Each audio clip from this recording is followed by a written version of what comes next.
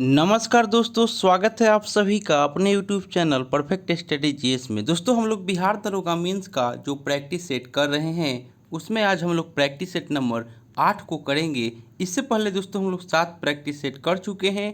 अगर उसे आपने नहीं देखे हैं तो मेरे प्लेलिस्ट में जाकर उसे देख सकते हैं।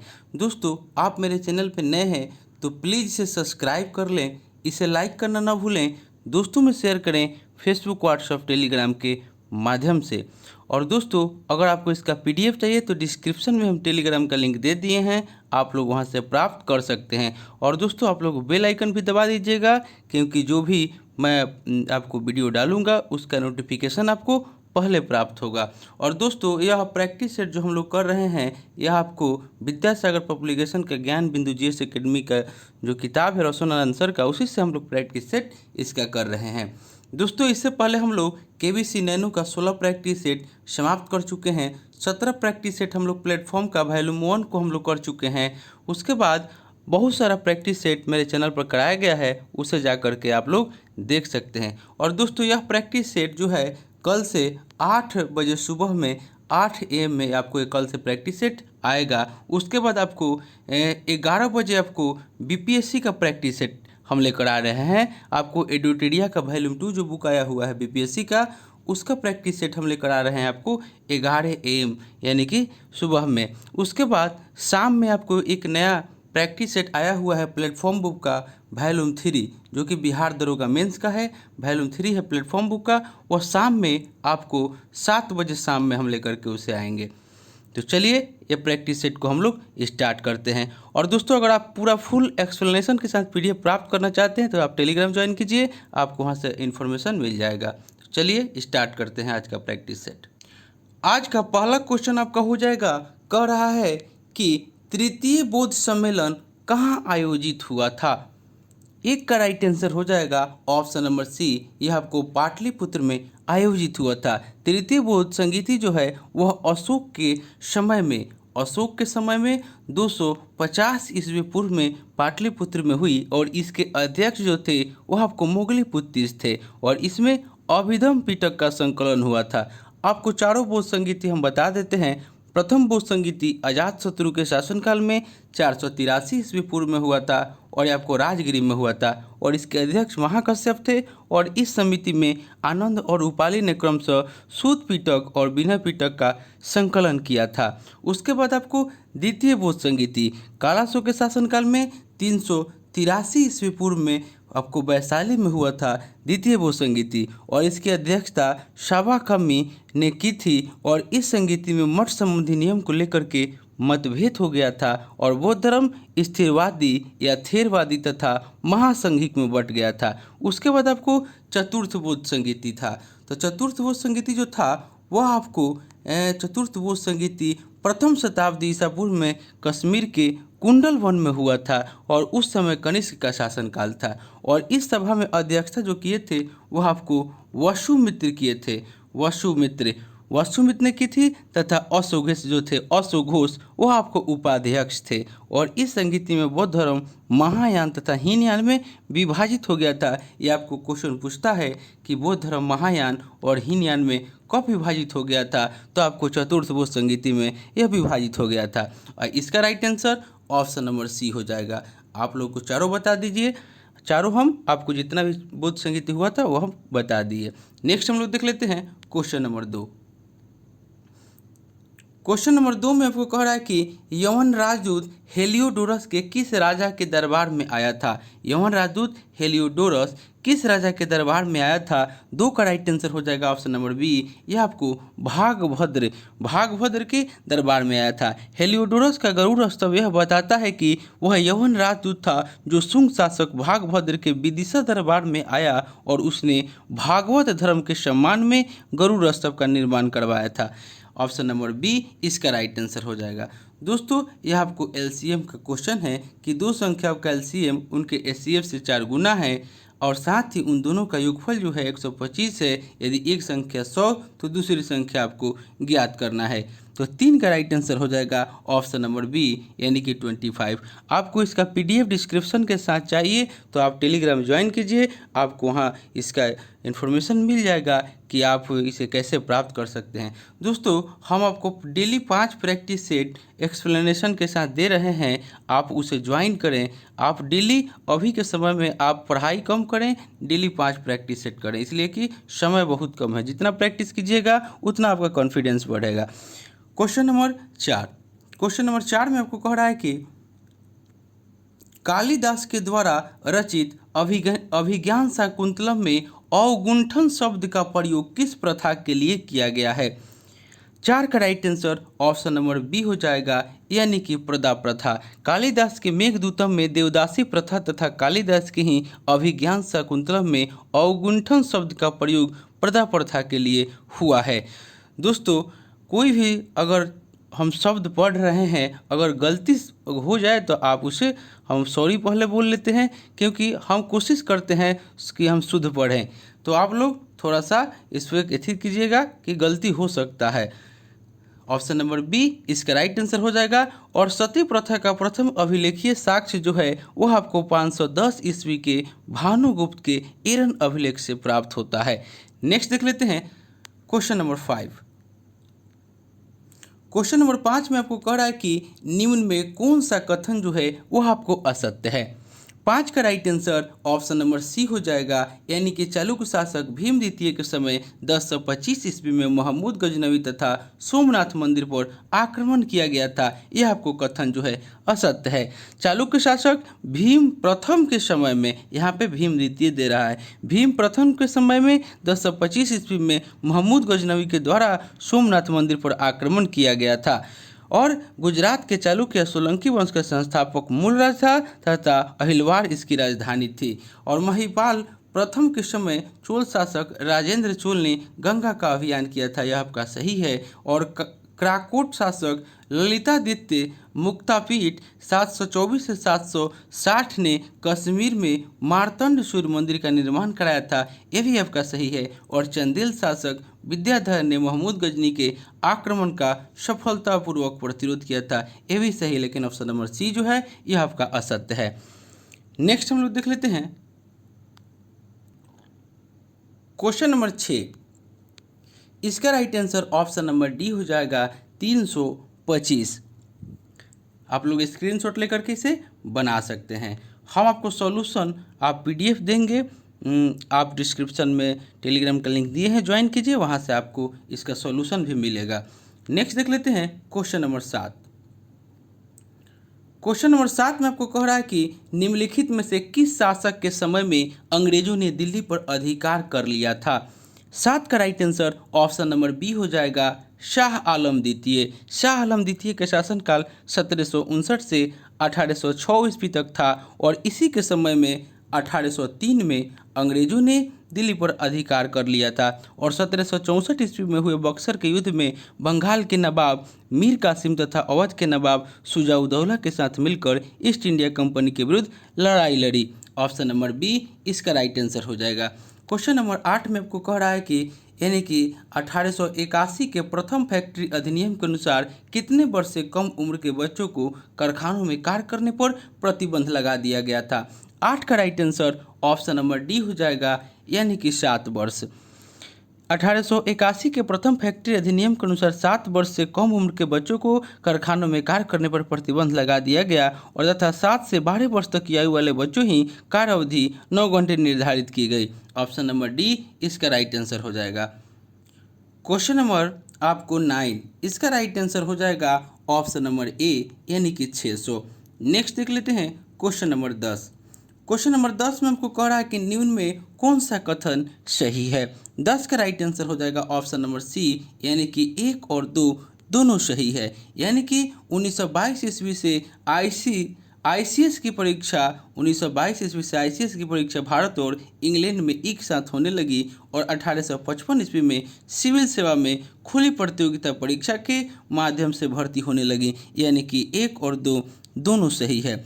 लॉर्ड वेलेस्ली के द्वारा 1800 ईस्वी में 1800 ईस्वी में लॉर्ड वेलेस्ली के द्वारा आपको सिविल सेवा में आने वाले युवाओं के प्रशिक्षण के लिए कलकत्ता में फोर्ट विलियम कॉलेज की स्थापना की गई और बाद में कंपनी के निर्देशकों ने कलकत्ता की जगह इंग्लैंड के हैलीबरी में ईस्ट इंडिया कॉलेज की स्थापना की तथा यहीं सिविल सेवकों को प्रशिक्षण देना शुरू किया।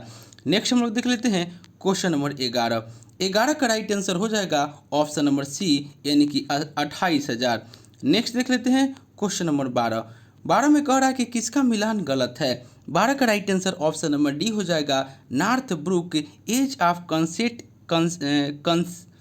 नॉर्थ ब्रुक जो दे रहा है एज ऑफ कंसेट एक्ट जो है वह आपका जो है गलत है। नॉर्थ ब्रुक ने 1872 ईस्वी में नेटिव मैरिज एक्ट लाया था और इसमें अंतरजातीय विवाह को मान्यता तथा बहुपत्नी प्रथा को समाप्त कर दिया था। उसके बाद लैंसडाउन ने 1891 ईस्वी में एज ऑफ कंसेंट एक्ट लाकर लड़की के विवाह की आयु न्यूनतम 12 वर्ष निर्धारित किया था और यहाँ पे आपको नॉर्थ ब्रुक दे रहा है इसलिए आपको सही नहीं है, यहाँ पे लैंसडाउन होना चाहिए। और आपको देख लेते हैं ऑप्शन ए में दे रहा है कि वेलेस्ली शिशु हत्या पर पूर्ण प्रतिबंध सही है, विलियम बेंटिंग सती प्रथा पर रोक लगाना सही है और इरविन जो है और शारदा एक्ट ये भी सही है। Option number D Northbrook के जगह लैंसडाउन हो जाएगा। ऑप्शन नंबर डी इसका राइट आंसर। क्वेश्चन नंबर 13 में कह रहा है कि तुजुक ए बाबरी किस भाषा में लिखा गया था। 13 का राइट आंसर हो जाएगा ऑप्शन नंबर सी, ये आपको तुर्की भाषा में लिखा गया था। बाबर ने तुर्की भाषा में अपनी आत्मकथा तुजुक ए बाबरी यानी कि बाबरनामा लिखी जिसका फारसी अनुवाद अब्दुल रहीम खाना ने किया यानी कि ऑप्शन नंबर सी इसका राइट आंसर हो जाएगा। क्वेश्चन नंबर 14 इसका right answer option number A हो जाएगा यानी कि एक इसका राइट आंसर हो जाएगा। क्वेश्चन नंबर 15 में आपको कह रहा है कि निम्नलिखित में से किसका मिलान जो है वह गलत है। 15 का right answer option number B हो जाएगा यानी कि राज्य सूची जो है वह आपको परिवार नियोजन जो दे रहा है यह आपका मिलान जो है गलत है। परिवार नियोजन जो है वह आपको समवर्ती सूची का विषय है और भारतीय संविधान के 7वीं अनुसूची में केंद्र एवं राज्यों के बीच शक्तियों के बंटवारे के बारे में दिया गया है जिसके अंतर्गत 3 सूचियाँ दी गई है, संघ सूची, राज्य सूची और समवर्ती सूची। ऑप्शन नंबर बी इसका राइट आंसर हो जाएगा।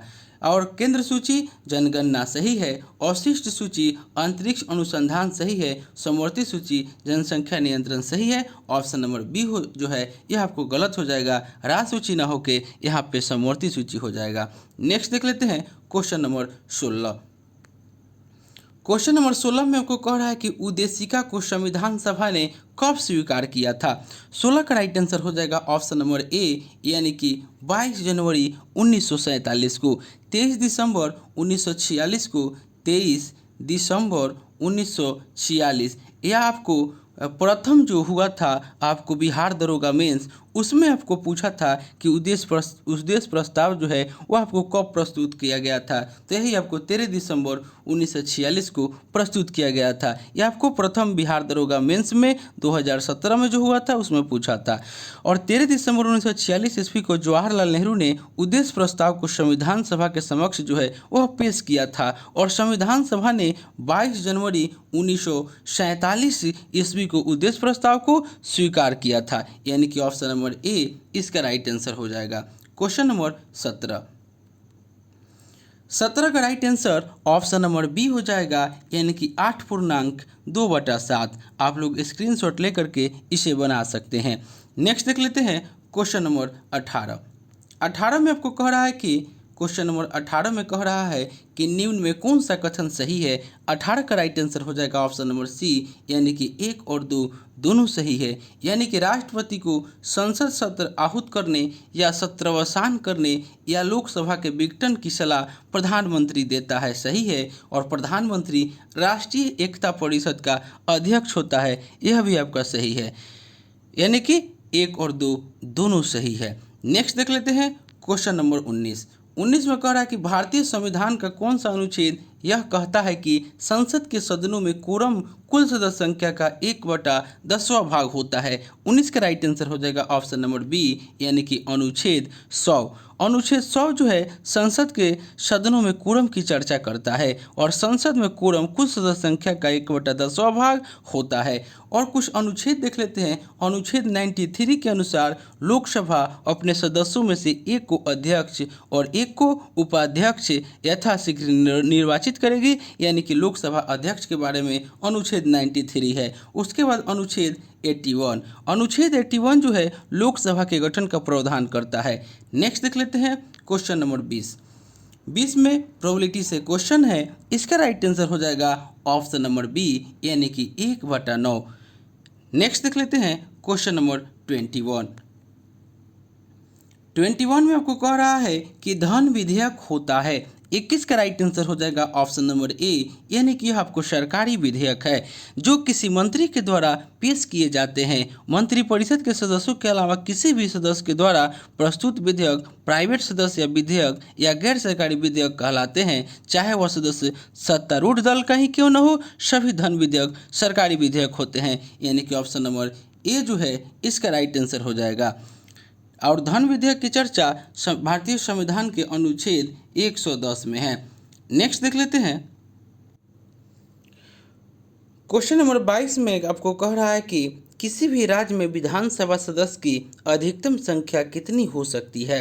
22 का राइट आंसर हो जाएगा ऑप्शन नंबर सी, 500। भारतीय संविधान के अनुच्छेद 170 जो है वह विधानसभा के गठन की बात करता है और किसी भी राज्य की विधानसभा में अधिकतम 500 तथा न्यूनतम जो है वह 60 सदस्य हो सकते हैं। और अपवाद में आपको है गोवा जिसमें 40 है और सिक्किम जो है जिसमें आपको 32 है। और विधानसभा सदस्यों का चुनाव प्रत्यक्ष मत प्रणाली के द्वारा होता है और विधानसभा सदस्य बनने की न्यूनतम उम्र जो है वह आपको 25 वर्ष है। नेक्स्ट देख लेते हैं क्वेश्चन नंबर 23। कह रहा है कि भारत के कुल कितने उच्च न्यायालय हैं जो 2 या 2 से अधिक राज्यों केंद्र शासित प्रदेशों की आधिकारिकता का निर्वाह करते हैं। 23 का राइट आंसर हो जाएगा ऑप्शन नंबर सी, यानी कि 7 ऐसे आपको उच्च न्यायालय हैं जो 2 या 2 से अधिक राज्यों या केंद्र शासित प्रदेशों की आधिकारिकता का निर्वाह करते हैं, जिसमें आपको अभी वर्तमान में भारत में कुल राज्यों तथा संघ राज्यों क्षेत्र के लिए कुल आपको 25 उच्च न्यायालय हैं और कुल मिलाकर 7 ऐसे हैं जो कि आपको 2 या 2 से अधिक राज्यों या केंद्र शासित प्रदेशों की आधिकारिकता का निर्वाह करते हैं, जिसमें आपको पंजाब, हरियाणा, चंडीगढ़ उच्च न्यायालय, गोवा, बम्बई, दादर और नागर हवेली, दमन और दीव बम्बई उच्च न्यायालय, उसके बाद कलकत्ता, अंडमान निकोबार, कलकत्ता उच्च न्यायालय, उसके बाद लक्षद्वीप, केरल उच्च न्यायालय, लक्षद्वीप और केरल उच्च न्यायालय, उसके बाद पुदुचेरी, तमिलनाडु, मद्रास उच्च न्यायालय, उसके बाद अरुणाचल प्रदेश, नागालैंड, मिजोरम, गुवाहाटी उच्च न्यायालय, उसके बाद जम्मू कश्मीर, लद्दाख, जम्मू और कश्मीर उच्च न्यायालय, यानी कि ऐसे 7 हो जाएंगे। नेक्स्ट देख लेते हैं 24 में आपका इसका right answer option number C हो जाएगा। नेक्स्ट देख लेते हैं क्वेश्चन नंबर 25। कह रहा कि आइबेरिया प्रायद्वीप पर कौन से देश स्थित है। 25 का right answer option number C हो जाएगा, स्पेन तथा पुर्तगाल। नेक्स्ट देख लेते हैं क्वेश्चन नंबर 26। इसका right answer option number A हो जाएगा, यानी कि 5। नेक्स्ट देख लेते हैं 27 में कह रहा है कि न्यूजीलैंड के उत्तरी द्वीप और दक्षिणी द्वीप किस जल संधि के द्वारा अलग होती है। 27 का right answer option number A हो जाएगा, यानी कि कुक जल संधि। न्यूजीलैंड में अनेक द्वीप जिनमें से 2 प्रमुख द्वीप उत्तरी द्वीप और दक्षिणी द्वीप है, ये दोनों द्वीप आपस में कुक जल संधि के द्वारा अलग होते हैं। वहीं आपको फोबियाकस जल संधि स्टेवर्ड द्वीप को दक्षिणी द्वीप से अलग करती है, यानी कि ऑप्शन नंबर ए इसका राइट आंसर हो जाएगा। नेक्स्ट देख लेते हैं क्वेश्चन नंबर 28। कह कि क्षेत्रफल की दृष्टि से भारतीय राज्यों का कौन सा क्रम जो है सही है। 28 का राइट आंसर हो जाएगा ऑप्शन नंबर ए, यानी कि राजस्थान, उसके बाद मध्य प्रदेश, महाराष्ट्र और अंत में उत्तर प्रदेश हो जाएगा, यानी कि ऑप्शन नंबर ए इसका राइट आंसर हो जाएगा। क्षेत्रफल की दृष्टि से गुजरात में स्थित कच्छ जो है भारत का सबसे बड़ा जिला है, उसके बाद लेह जैसलमेर है। और जनसंख्या की दृष्टि से उत्तर प्रदेश सबसे बड़ा तथा सिक्किम सबसे छोटा राज्य है। और क्षेत्रफल की दृष्टि से गोवा भारत का सबसे छोटा राज्य है। और क्षेत्रफल की दृष्टि से अंडमान निकोबार द्वीप समूह सबसे बड़ा तथा लक्षद्वीप सबसे छोटा संघ शासित प्रदेश है। यानी कि इसका right answer option number A हो जाएगा।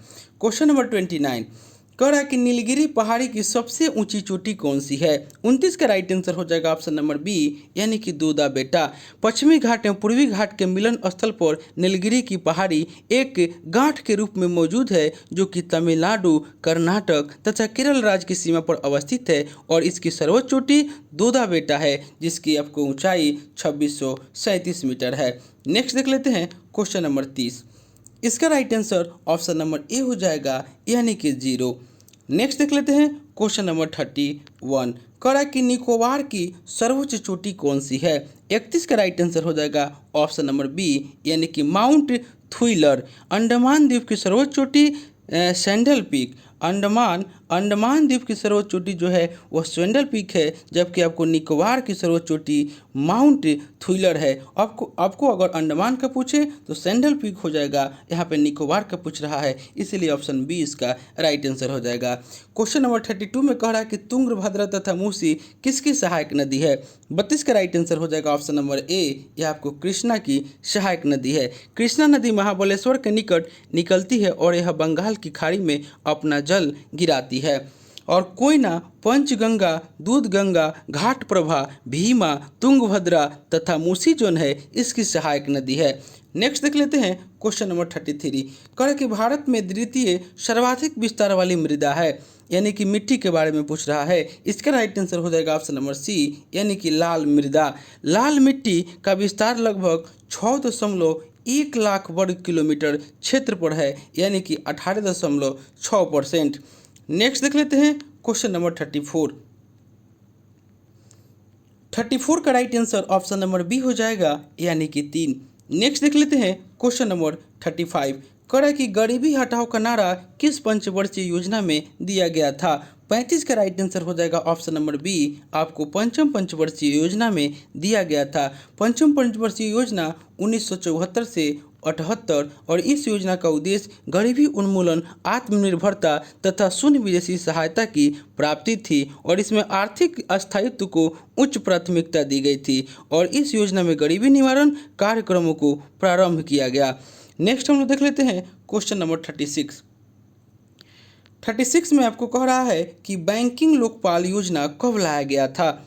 36 का राइट आंसर हो जाएगा ऑप्शन नंबर डी, यह आपको 1995 ईस्वी में लाया गया था। और यह जो है बैंकों से संबंधित शिकायतों के निराकरण हेतु बैंकिंग लोकपाल की नियुक्ति की गई थी। क्वेश्चन नंबर 37 का right answer option number D हो जाएगा यानी कि 9160। नेक्स्ट देख लेते हैं क्वेश्चन नंबर 38 में कह रहा है कि निम्नलिखित में से कौन सी भारत में प्रमुख क्रेडिट रेटिंग एजेंसी नहीं है। 38 का राइट आंसर हो जाएगा option number C, Moody's. Next देख लेते हैं क्वेश्चन नंबर 39 में कह रहा है कि चीनी और जल का मिश्रण कौन सा मिश्रण है। 39 का राइट आंसर हो जाएगा ऑप्शन नंबर ए, यह आपको एक समांगी मिश्रण है। चीनी और जल का मिश्रण एक समांगी मिश्रण है। समांगी मिश्रण का संगठन संपूर्ण मिश्रण में एक समान रहता है, यानी 2 या 2 से अधिक तत्व या यौगिक अच्छी तरह से एक दूसरे में घुले रहते हैं। उदाहरण के लिए एल्कोहल जल का मिश्रण। नेक्स्ट देख लेते हैं और एक चीज़ और जान लेते हैं, ऑप्शन बी मुझे दे रहा है विषमांगी मिश्रण। विषमांगी मिश्रण का संगठन संपूर्ण मिश्रण में एक समान नहीं रहता है, जैसे आपको बालू जल का मिश्रण जो हो जाएगा यह आपको विषमांगी मिश्रण हो जाएगा। नेक्स्ट देख लेते हैं क्वेश्चन नंबर 40 कह रहा है कि इनमें से कौन सा द्विपरमाणुक है, यानी कि 40 का right answer option number A हो जाएगा यानी कि NaCl। परमाणुकता किसी पदार्थ के एक अणु में उपस्थित परमाणु की संख्या परमाणुकता कहलाती है। और एक परमाणु इस प्रकार के अणु केवल एक परमाणु से मिलकर बना होता है, यह आपको परमाणुक कहलाता है। जैसे सभी अक्रिय गैस एक परमाणुक होते हैं। नेक्स्ट देख लेते हैं क्वेश्चन नंबर 41। 41 का right answer option number D हो जाएगा, यानी कि 50%। हम कर देते हैं, आप लोग इसे स्क्रीनशॉट ले लीजिएगा, इसका 50% हो जाएगा। नेक्स्ट देख लेते हैं, क्वेश्चन नंबर आपका 42 हो जाएगा। कड़ा कि मेसोन की खोज किसने किया है? 42 का right answer option number C हो जाएगा, यूकाओ के द्वारा किया गया है। नेक्स्ट देख लेते हैं क्वेश्चन नंबर 43 में कह रहा कि आणविक कक्षा का अभिन्यास किससे नियंत्रित होता है? 43 का राइट आंसर हो जाएगा ऑप्शन नंबर सी, यह आपको चुंबकीय क्वांटम संख्या से निर्धारित होता है। नेक्स्ट देख लेते हैं क्वेश्चन नंबर 44 में कह रहा है कि पारा कांच को नहीं भिगोता है, इसमें पारा तथा कांच के बीच कौन सा बल है? 44 के राइट आंसर हो जाएगा ऑप्शन नंबर बी, इसमें आसंजन बल है। पारा कांच को नहीं भिगोता है क्योंकि पारा और कांच के बीच आसंजन बल है, यानी कि option number B right answer हो जाएगा। क्वेश्चन नंबर 45, इसका right answer option number C हो जाएगा, 8.5%। क्वेश्चन नंबर 46 में कह रहा है कि प्रकाश तरंग की प्रकृति अनुप्रस्थ होती है, यह किस घटना के कारण होता है? 46 का right answer option number C हो जाएगा, यह आपको ध्रुवण के कारण होता है। प्रकाश की तरंग की प्रकृति अनुप्रस्थ होती है और यह ध्रुवण की घटना पुष्टि करती है। प्रकाश के तरंगों के कंपन को किसी एक दिशा में लाने की क्रिया को प्रकाश का ध्रुवण कहते हैं और ध्रुवण का अर्थ एक दिशा में लाना होता है, यानी कि ऑप्शन नंबर सी इसका राइट आंसर हो जाएगा। क्वेश्चन नंबर आपको 47, कह रहा है कि चमगादड़ किस तरंग की आवाज़ को सुन सकते हैं? 47 का राइट आंसर हो जाएगा ऑप्शन नंबर सी, पराश्रव तरंग। चमगादड़ पराश्रव तरंग की आवाज़ को सुन सकते हैं। पराश्रव तरंग जिस तरंग की आवृत्ति 20,000 हर्ट्ज से अधिक होती है उसे पराश्रव तरंग कहते हैं। नेक्स्ट देख लेते हैं क्वेश्चन नंबर 48 में आपको कह रहा है कि निम्न में से कौन सा कथन जो है वह आपको गलत है? गलत कथन आपको बताना है। 48 का right answer option number C हो जाएगा, किसान दिवस जो 22 दिसंबर दे रहा है यह आपका गलत है। किसान दिवस 23 दिसंबर को मनाया जाता है। विश्व एड्स दिवस 1 दिसंबर सही है। अंतर्राष्ट्रीय मानवाधिकार दिवस 10 दिसंबर सही है और विश्व पर्वत दिवस 11 दिसंबर सही है। और इसमें कुछ इंपॉर्टेंट बता देते हैं, 4 दिसंबर को नौसेना दिवस मनाया जाता है जो कि आपको बहुत इम्पोर्टेंट है। और सशस्त्र बलों का झंडा दिवस जो है वो आपको 7 दिसंबर को मनाया जाता है। नेक्स्ट देख लेते हैं क्वेश्चन नंबर आपको 49 में कह रहा है कि निम्न में से कौन सा गलत है? लेखक है और पुस्तक है। 49 का right answer option number C हो जाएगा, Charles Darwin the social contract जो दे रहा है यह आपका गलत है। द सोशल कॉन्ट्रैक्ट जो है यह आपको रूसो की पुस्तक है और चार्ल्स डार्विन की पुस्तक डिसेंट ऑफ मैन है चार्ल्स डार्विन की। और जॉर्ज बोर्नेट शॉ का मैन ऑफ डेस्टिनी सही है। जेके गालब्रेथ का द चाइना पैसेज सही है और अरस्तु का पॉलिटिक्स सही है। ऑप्शन नंबर सी जो है यह गलत हो जाएगा। क्वेश्चन नंबर 50, कह रहा है कि निम्न में कौन सा कथन जो है गलत है? उपनाम है और चर्चित व्यक्ति है। 50 का right answer option number C, कवि गुरु कालिदास जो दे रहा है यह आपका गलत है। कवि गुरु के उपनाम से रविंद्रनाथ टैगोर को जाना जाता है। बाबूजी जगजीवन राम सही है। विश्व कवि रविंद्रनाथ टैगोर सही है और विरोधाभासों का मिश्रण आपको मोहम्मद बिन तुगलक जो है यह भी आपका सही है। और ऑप्शन नंबर सी जो है कवि गुरु कालिदास ना होके यहाँ पे हो जाएगा आपको रविंद्रनाथ टैगोर। नेक्स्ट देख लेते हैं क्वेश्चन नंबर 51, कह रहा है कि संयुक्त राष्ट्र संघ की कार्य करने की भाषा कौन सी है? 51 का right answer option number D हो जाएगा, ए तथा बी यानी कि अंग्रेजी और फ्रेंच।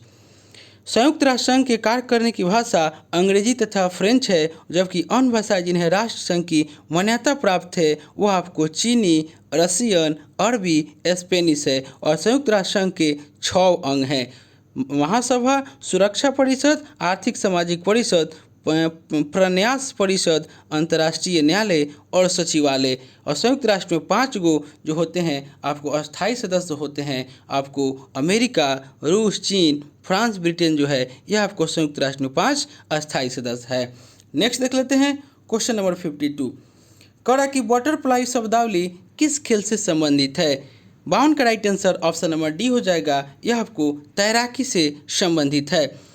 नेक्स्ट देख लेते हैं क्वेश्चन नंबर 53, कह कि निम्नलिखित में से कौन सा विकल्प गलत है, व्यक्ति है और संबंधित खेल है।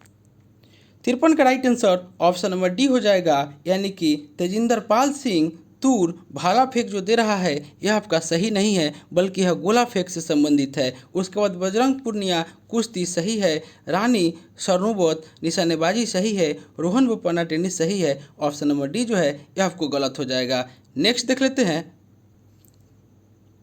क्वेश्चन नंबर 54 में कह रहा है कि निम्नलिखित में से किस बम की विकिरण क्षमता सबसे अधिक होती है। 54 का राइट आंसर हो जाएगा ऑप्शन नंबर ए, यानी कि न्यूट्रॉन बम का। न्यूट्रॉन बम की विकिरण क्षमता अधिक होती है, लेकिन इस बम की विस्फोटक क्षमता तुलनात्मक रूप से कम होती है और यह पृथ्वी और जल में रेडियोधर्मिता फैला सकता है। ट्रैक्टरों एवं बुलेट प्रूफ वाहनों को तहस नहस कर सकता है। ऑप्शन नंबर ए इसका राइट आंसर हो जाएगा। क्वेश्चन नंबर 55 में आपको कह रहा है कि BCD का फुल फॉर्म आपको बताना है। 55 का राइट आंसर हो जाएगा ऑप्शन नंबर बी, यानी कि बाइनरी कोडेड डेसिमल कोड जो है BCD का फुल फॉर्म है। नेक्स्ट देख लेते हैं। क्वेश्चन नंबर 56 का right answer option number A हो जाएगा 8%। क्वेश्चन नंबर 57 में आपको दे रहा है बलूची किस पशु की नस्ल है। 57 का right answer option number D हो जाएगा, यह आपको बकरी की नस्ल है। बकरी की कुछ नस्ल बता देते हैं। जमुनापरी, बीटल, बरबत्ती, मेहसाना, कश्मीरी, आपको पश्मीना, ये सब आपको जो है बकरी की नस्ल है। नेक्स्ट देख लेते हैं। क्वेश्चन नंबर 58 कह रहा है कि निम्न में से कौन सा कथन गलत है। 58 का right answer option number A हो जाएगा। वनों का राजा आम को कहा जाता है, यह आपका गलत है। वनों का राजा आम को नहीं, बल्कि टीक के पेड़ को कहा जाता है। टीक के पेड़ जो है इसी को आपको वनों का राजा कहा जाता है। वही आम जो है वह फलों का राजा है। उसके बाद हरा सोना अफीम को कहा जाता है, दलहनों का राजा चना को कहा जाता है और मसालों की रानी इलायची को कहा जाता है। ऑप्शन नंबर ए यह आपको गलत हो जाएगा। क्वेश्चन नंबर 59 कह रहा है कि निम्न में से किसे हरा प्रोटोजोआ कहा जाता है। 59 का राइट आंसर हो जाएगा ऑप्शन नंबर बी, यूग्लिना को। यूग्लिना को हरा प्रोटोजोआ भी कहा जाता है और यूग्लिना को पौधा तथा जंतु के बीच का योजक कड़ी माना जाता है। यूग्लिना की कोशिका में कोशिका भित्ति नहीं पाई जाती है। ऑप्शन नंबर बी इसका राइट आंसर हो जाएगा। क्वेश्चन नंबर 60 इसका राइट आंसर हो जाएगा ऑप्शन नंबर सी, यानी कि 69 डिग्री। क्वेश्चन नंबर 61 में आपको कह रहा है कि हैजा निम्न में से किस अंग को प्रभावित करता है। 61 का राइट आंसर हो जाएगा ऑप्शन नंबर सी, यह आपको आंत को प्रभावित करता है। हैजा से प्रभावित होने वाले अंग आंत है, जो आपको विब्रियो कॉलेरी नामक जीवाणु के कारण होती है और इसमें लगातार दस्त तथा उल्टियाँ होती है। ऑप्शन नंबर सी इसका राइट आंसर हो जाएगा। क्वेश्चन नंबर 62 कह रहा है कि किस रोग को हाथी पाँव भी कहा जाता है। 62 का राइट आंसर हो जाएगा ऑप्शन नंबर सी, फाइलेरिया को। फाइलेरिया रोग को हाथी पाँव भी कहा जाता है। यह रोग फाइलेरिया वैनकोफटाई नामक कृमि से होता है और यह कृमि का संचालन क्यूलेक्स मच्छरों के दंश से होता है। इस रोग में पैरों, वृषणकोशों तथा शरीर के अन्य भागों में सूजन हो जाता है। नेक्स्ट देख लेते हैं। क्वेश्चन नंबर 63 कह रहा है कि विटामिन B6 का रासायनिक नाम क्या है। 63 का राइट आंसर हो जाएगा option number C, pyridoxine. Pyridoxine जो है वह विटामिन B6 का रासायनिक नाम है। उसके बाद आपको विटामिन B1 को थायमिन कहते हैं, विटामिन ए को रेटिनॉल कहते हैं, विटामिन B12 को साइनोकोबाल्मिन इसका रासायनिक नाम है। उसके बाद विटामिन डी का रासायनिक नाम कैल्सीफेरॉल, विटामिन ई का रासायनिक नाम टोकोफेरॉल, विटामिन के का रासायनिक नाम जो है वह फिनोक्विनोन है और एक आपको होता है विटामिन B3, उसका रासायनिक नाम नियोसिन है विटामिन B3 का। नेक्स्ट हम लोग देख लेते हैं। क्वेश्चन नंबर 64 कह रहा है कि कहाँ पर गैसों का आदान प्रदान होता है। 64 का राइट आंसर हो जाएगा ऑप्शन नंबर सी, वायु प्रकोष्ठ। वायु प्रकोष्ठ में गैसों का आदान प्रदान होता है। नेक्स्ट देख लेते हैं। क्वेश्चन नंबर 65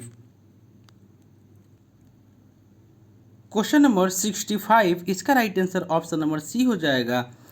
नेक्स्ट देख लेते हैं। क्वेश्चन नंबर 66 में आपको कह रहा है कि अल्सर रोग शरीर के किस अंग में होता है। 66 का राइट आंसर हो जाएगा ऑप्शन नंबर डी, यह आपको आमाशय में होता है। नेक्स्ट देख लेते हैं क्वेश्चन नंबर 67। 67 में कह रहा है कि ऋग्वैदिक काल में मनुष्य और देवताओं के बीच मध्यस्थ की भूमिका कौन सा देवता निभाता है। 67 का right answer option number B हो जाएगा, अग्नि। इंद्र जो है ऋग्वैदिक आर्यों का प्रमुख देवता था। इंद्र के लिए पुरंदर शब्द का प्रयोग किया गया है और सर्वाधिक 250 सूक्त है इनके लिए, और इन्हें बादल का देवता माना गया है। अग्नि का दूसरा स्थान है तथा इन पर 200 सूक्त है। अग्नि को मनुष्य और देवताओं के बीच मध्यस्थ की भूमिका निभाने वाला देवता के रूप में पूजा जाता था। वरुण भी प्रमुख देवता थे जो कि ऋतु के नियामक थे। नेक्स्ट देख लेते हैं क्वेश्चन नंबर 68। कह रहा है कि निम्नलिखित में से कौन सा क्षेत्र चंद्रगुप्त मौर्य को सेल्यूकस निकेटर से प्राप्त नहीं हुआ था। 68 का राइट आंसर हो जाएगा ऑप्शन नंबर डी, यानी कि दिलमून का क्षेत्र चंद्रगुप्त मौर्य को सेल्यूकस निकेटर से प्राप्त नहीं हुआ था। 305 ईस्वी में आपको चंद्रगुप्त ने यूनानी शासक सेल्यूकस निकेटर को परास्त कर उसे हेरात, कंधार, काबुल और मकरान का क्षेत्र प्राप्त किया था। और चंद्रगुप्त मौर्य ने आपको 322 से 298 ईस्वी इनका शासनकाल था। चाणक्य की सहायता से आपको घनानंद की हत्या करके मौर्य साम्राज्य की नींव डाली थी। नेक्स्ट देख लेते हैं क्वेश्चन नंबर 69। कह रहा है कि दिल्ली सल्तनत पर मंगोलों का आक्रमण किस शासक के समय हुआ था। 69 का राइट आंसर हो जाएगा ऑप्शन नंबर बी, यानी कि बहराम शाह। 1241 ईस्वी में पहली बार बहराम शाह के शासनकाल में दिल्ली सल्तनत को मंगोलों का आक्रमण झेलना पड़ा था और बहराम शाह के काल में नायब मामलिकात का पद पहली बार लाया गया। इस पद पर इख्तियारुद्दीन एतगिन सर्वप्रथम बैठा। नेक्स्ट देख लेते हैं क्वेश्चन नंबर 70। क्वेश्चन नंबर 70 में कह रहा है कि फादर एंथोनी मोसेरेत किस मुगल शासक के दरबार में आया था। 70 का राइट आंसर हो जाएगा ऑप्शन नंबर सी, यह आपको अकबर के दरबार में आया था। नेक्स्ट देख लेते हैं क्वेश्चन नंबर 71 में आपको कह रहा है कि रॉलेट एक्ट के विरोध में किस व्यक्ति ने लगान न देने का आंदोलन चलाने का सुझाव दिया था। 71 का right answer option number C हो जाएगा, यानी कि स्वामी श्रद्धानंद। रॉलेट एक्ट के विरोध में स्वामी श्रद्धानंद ने लगान न देने का आंदोलन चलाने का सुझाव दिया था और फरवरी 1919 ईस्वी में प्रस्तावित रॉलेट एक्ट में यह व्यवस्था की गई थी कि सरकार किसी व्यक्ति को जब तक चाहे बिना मुकदमा चलाए जेल में बंद रख सकती है। इसलिए इस कानून को बिना वकील, बिना अपील और बिना दलील का कानून कहा गया, यानी कि ऑप्शन नंबर बी, माफ़ कीजिएगा, ऑप्शन नंबर सी इसका राइट आंसर हो जाएगा। क्वेश्चन नंबर 72 में कह रहा है कि कांग्रेस का प्रथम अधिवेशन जो गांव में आयोजित हुआ था। 72 का right answer option number C हो जाएगा 1936 का फैजपुर अधिवेशन, जो कि इसकी अध्यक्षता पंडित जवाहरलाल नेहरू के द्वारा किया गया था और यह प्रथम अधिवेशन था जो गांव में आयोजित हुआ था। 1938 में जो अधिवेशन हुआ था वह हरिपुरा की अध्यक्षता सुभाष चंद्र बोस ने किया था और 1931 कराची अधिवेशन की अध्यक्षता सरदार वल्लभ भाई पटेल के द्वारा किया गया था और 1939 के त्रिपुरी अधिवेशन में सुभाष चंद्र बोस के इस्तीफा दिए जाने के बाद डॉक्टर राजेंद्र प्रसाद को अध्यक्ष चुना गया था। नेक्स्ट देख लेते हैं क्वेश्चन नंबर 73। कह रहा है कि किसी व्यक्ति को निवारक निरोध कानून के तहत सरकार कितने मास तक किसी व्यक्ति को अभिरक्षा में निरुद्ध कर सकती है। 73 का राइट आंसर हो जाएगा ऑप्शन नंबर बी, यानी कि 3 माह तक। संविधान के अनुच्छेद 22 के तहत कुछ दशाओं में गिरफ्तारी और निरोध में संरक्षण प्रदान किया गया है। आपको गिरफ्तारी या निरोध के 2 प्रकार होते हैं, दंडात्मक निरोध तथा निवारक निरोध। नेक्स्ट देख लेते हैं क्वेश्चन नंबर 74। कह रहा है कि किस वीटो शक्ति के तहत राष्ट्रपति विधायिका के द्वारा पारित विधेयक को पूरी तरह खारिज कर सकता है। 74 का राइट आंसर हो जाएगा ऑप्शन नंबर ए, यह आपको अत्यंतिक वीटो हो जाएगा। अत्यंतिक वीटो ऐसा वीटो है जो विधायिका द्वारा पारित विधेयक को पूरी तरह खारिज कर सकता है। नेक्स्ट देख लेते हैं क्वेश्चन नंबर 75। कह रहा है कि किस अधिनियम के द्वारा आर्थिक वंचना को पिछड़ेपन का आधार मानते हुए 10% आरक्षण की व्यवस्था की गई है। 75 का राइट आंसर हो जाएगा ऑप्शन नंबर बी, 103वां संविधान संशोधन अधिनियम 2019। नेक्स्ट देख लेते हैं क्वेश्चन नंबर एक चीज़ और है, इसमें 102वां संविधान संशोधन 2018 के द्वारा राष्ट्रीय पिछड़ा वर्ग आयोग को संवैधानिक दर्जा दिया गया है। क्वेश्चन नंबर 76, इसका राइट आंसर हो जाएगा ऑप्शन नंबर बी, यानी कि 21। क्वेश्चन नंबर 77 में कह रहा है कि एटलस पर्वत का विस्तार किन देशों में है। 77 का राइट आंसर हो जाएगा option number B, Morocco, Algeria और ट्यूनिसिया में। नेक्स्ट देख लेते हैं क्वेश्चन नंबर 78। 78 का राइट आंसर आपको हो जाएगा ऑप्शन नंबर डी, यानी कि JWUJIG। नेक्स्ट देख लेते हैं क्वेश्चन नंबर 79। कह रहा है कि किसका मिलान गलत है। 79 का right answer option number D हो जाएगा, कंबोडिया की राजधानी जो नाई पिडाव जो दे रहा है यह आपका गलत है। कंबोडिया की राजधानी जो है वह आपको नोम पेना है। उसके बाद वियतनाम के हनोई सही है, सीरिया के दमिश्क सही है और जॉर्डन का अमान सही है। ऑप्शन नंबर डी जो है यह गलत हो जाएगा। Question number 80। क्वेश्चन नंबर 80 में आपको कह रहा है कि विश्व का अन्न भंडार या रोटी की डलिया किस देश को कहा जाता है। 80 का right answer option number D हो जाएगा, यूक्रेन को। यूक्रेन प्रमुख गेहूं उत्पादक देश है जो विश्व का अन्न भंडार या रोटी की डलिया कहलाता है। नेक्स्ट देख लेते हैं क्वेश्चन नंबर 81। कह रहा है कि निम्न में कौन सा कथन सही है। 81 का right answer option number C हो जाएगा, 1 और 2 दोनों, यानी कि भारत का अधिकतम यूरेनियम झारखंड के शिवभूम जिले में प्राप्त होता है, सही है। और राजस्थान में सीकर अलवर प्रमुख यूरेनियम उत्पादक क्षेत्र है, ये भी आपका सही है। ऑप्शन नंबर सी इसका राइट आंसर हो जाएगा। क्वेश्चन नंबर 82 ब्लड रिलेशन का क्वेश्चन है, ये आपको सॉल्व कीजिएगा। इसका right answer option number D आ जाएगा, चाचा। क्वेश्चन नंबर 88 में आपको माफ़ कीजिएगा, क्वेश्चन नंबर 83 है, ये था आपको 82। 83 में आपको कह रहा है कि निम्नलिखित में से किसका मिलान जो है वह गलत है। 83 का right answer option number D हो जाएगा, यानी कि 3 और 5, यानी कि मिलान जो है मंदाकिनी जो दे रहा है मिलान गलत है। उसके बाद आपको जेमू मानस जो दे रहा है यह आपका गलत है। मंदाकिनी नदी का उद्गम स्थान उत्तराखंड में केदारनाथ के निकट है और इसका स्रोत केदारनाथ के निकट चेराबाड़ी हिमनद है और जेमू हिमनद सिक्किम तीस्ता नदी का स्रोत है। ऑप्शन नंबर डी इसका राइट आंसर हो जाएगा। क्वेश्चन नंबर 84 का right answer option number A हो जाएगा, 184, यानी कि 12 के स्क्वायर 8 के स्क्वायर दोनों को माइनस कीजिएगा तो 80 आएगा। उसी तरह दोनों के स्क्वायर करके उसको घटाइएगा। ऑप्शन नंबर ए इसका राइट आंसर हो जाएगा। क्वेश्चन नंबर 85 का right answer option number B हो जाएगा, यानी कि 21। क्वेश्चन नंबर 86 में आपको कह रहा है कि न्यूनतम महिला साक्षरता दर वाले राज्य कौन से है। 86 का right answer option number A हो जाएगा, बिहार, राजस्थान और झारखंड। न्यूनतम महिला साक्षरता दर वाले बिहार में जो है 51.5% जो है वह महिला साक्षरता है। राजस्थान में 52.1%, झारखंड में 55.4% और सर्वाधिक महिला साक्षरता दर वाले राज्य जो है केरल जो है, जिसमें आपको 92.1%, मिजोरम 89.3%, गोवा 84.7% और सर्वाधिक पुरुष साक्षरता दर वाले राज्य केरल हो जाएगा जो कि आपका 96.1%, मिजोरम 93.3%, गोवा 92.6% जो कि सर्वाधिक पुरुष साक्षरता दर वाले राज्य थे। और न्यूनतम पुरुष साक्षरता दर वाले राज्य में एक नंबर में आपको बिहार ही आ जाएगा 71.2%, उसके बाद अरुणाचल प्रदेश आ जाएगा 72.6%, उसके बाद आंध्र प्रदेश 74.9%। नेक्स्ट देख लेते हैं क्वेश्चन नंबर